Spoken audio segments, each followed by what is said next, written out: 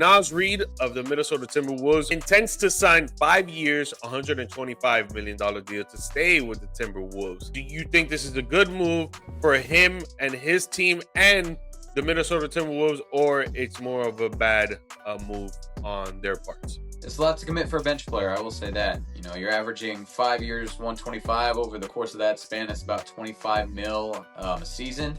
So that's a lot to commit to a guy. But again, he is one of the premier, if not the premier bench players in the league for sure. And again, like you said, you're rattling off the stats right there. He's only one of 3 players to score 2,000 points off the bench for the past 3 seasons. So that's not just a one-hit wonder really with Nas Reid. It's consistency, and he brings an added value, brings that punch off the bench that Minnesota, I think, definitely needs, especially at his position. Obviously, you got a lot of more big, slow-footed players around the post. Rudy Gobert, Julius Randle. So Nas coming off definitely kind of adds a little bit of that juice that you kind of need. So it's a lot to commit to a guy. Again, he is one of the best bench players in the league. So I could see it where you're paying a premium for one of the best. So I can't really fault Minnesota too much for going after it. Yeah, I think it's a good move for Minnesota as well. The only thing I want to push back a little bit, I think he needs to be more consistent to make this deal like really worth it on both sides. He is an undrafted player, so each and every year he's going to be proving himself to try to do something. He's going to want to work. He's going to want to do what he needs to do to become better, especially in a team that Minnesota has never really been to the NBA Finals.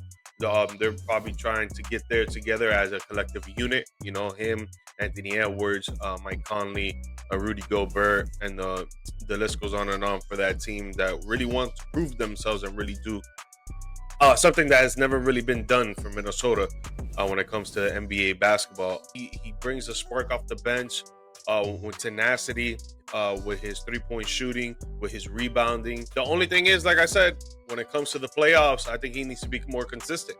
Yeah, throughout the regular season, he does really well, which is why he won Sixth Man of the Year a few years back. He could definitely do it again. But when it comes to the playoffs, he'll have one good game. The next game or the next 2 games, they're below average. And you can't really be having that in the playoffs if you're trying to get to the NBA final. Your primary focus when you come off the bench is just to score the rock and play defense.